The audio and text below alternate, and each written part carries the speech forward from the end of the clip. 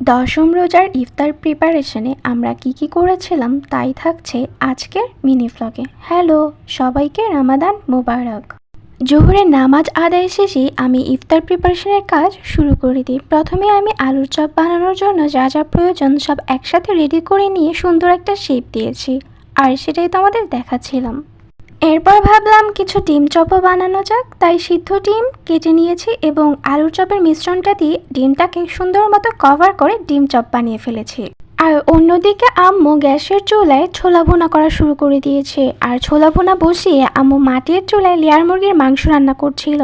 এই লেয়ার মুরগির মাংসটা খেতে না অনেক অনেক বেশি মজা হয়েছিল।